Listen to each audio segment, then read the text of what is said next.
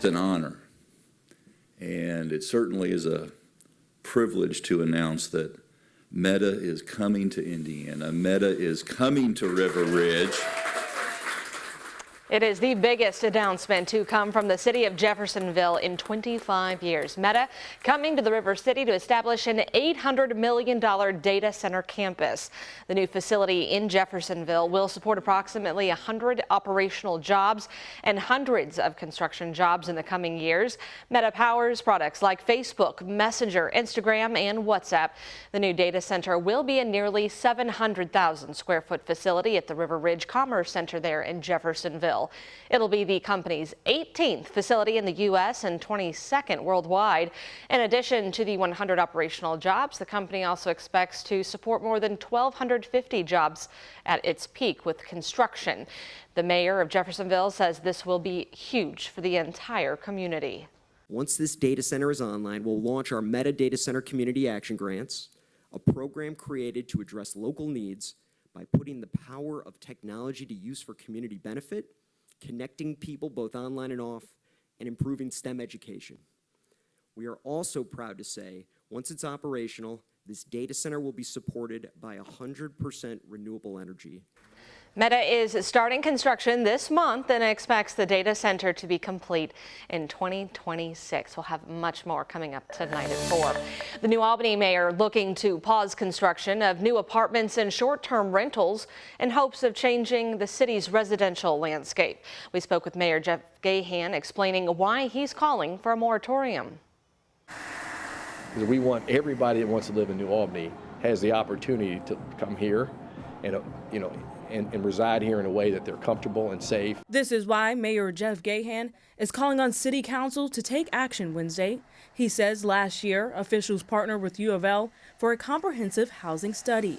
Results show New Albany should focus its efforts on increasing single-family homes, which Gahan says could be done with a moratorium.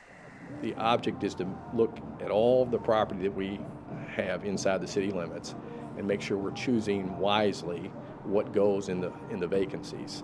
And we know from the housing study that we need to make some adjustments on the housing that's being developed and being built here in the city. If passed, the moratorium will pause construction of apartments and short-term rentals for more than a year, just enough time for officials to improve the city's land use. We know a lot of people are preparing or maybe considering new construction in New Albany, and we want to give those folks as much notice as we can to, hey, wait a minute, let's before you make decisions, let us make sure that our comprehensive plan aligns with your vision of what you want to build here. Mayor Gahan says he understands this would greatly impact developers, but he assures it will be worth it in the end. These kind of pauses are necessary because we're trying to make decisions for our grandchildren. It's really helpful for us to take a step back, make modifications based on new data and new growth. In New Albany, Alexis Jones, WHAS11 on your side. We reached out to several developers in the area. We're still waiting on a response. In the meantime, City Council members plan to discuss the mayor's recommendation next Monday, and we'll be following up then. A new Indiana bill is looking to raise the speed limit on rural stretches of highways from 70 to 75 miles an hour.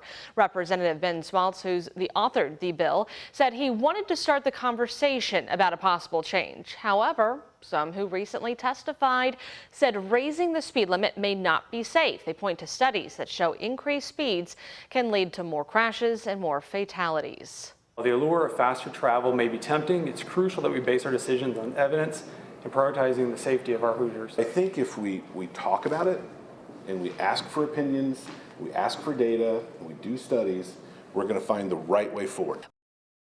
Lawmakers in Indianapolis did not take any action on that bill yesterday during committee hearings, instead chose to table it for further discussion.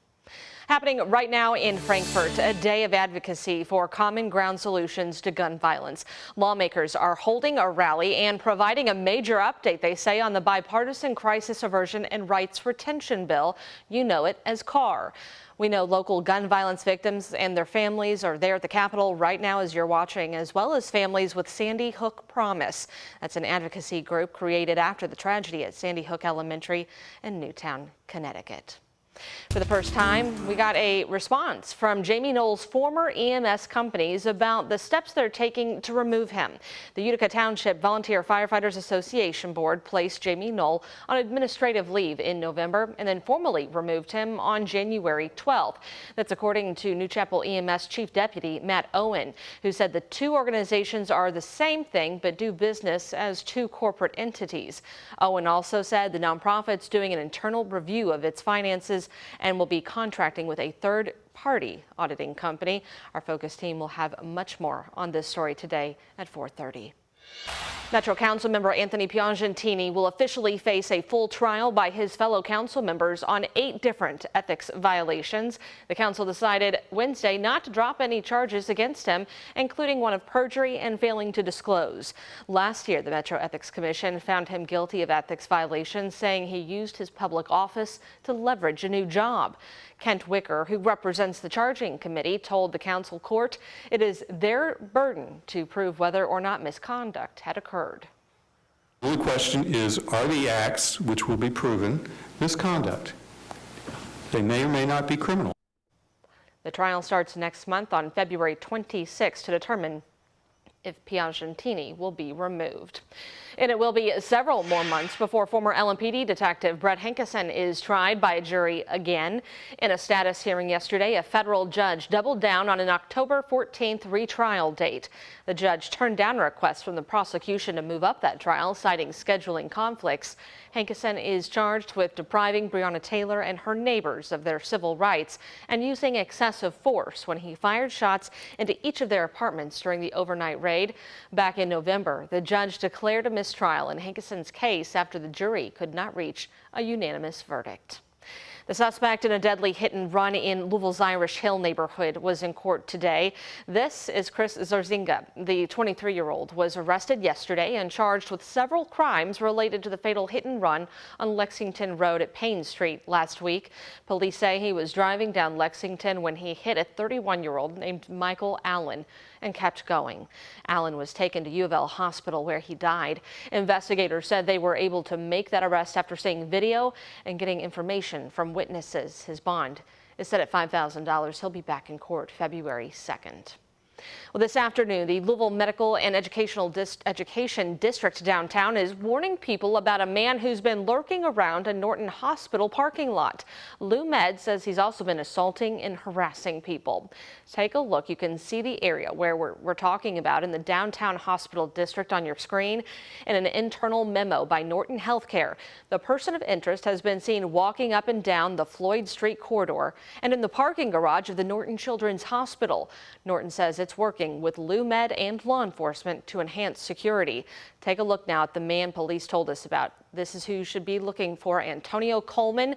They say he's 6 feet tall with scruffy beard and a mustache, and he's usually seen riding a bike.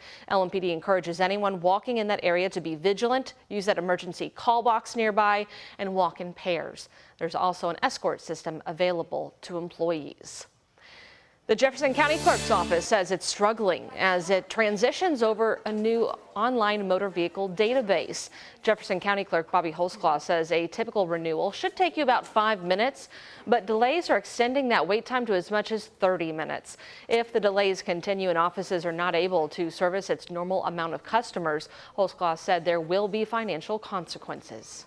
This is a situation that is totally out of our hands. There is nothing that we can do to make it any better, but try to work with Frankfurt and tell them the problems that we're having and hoping that they're going to fix them.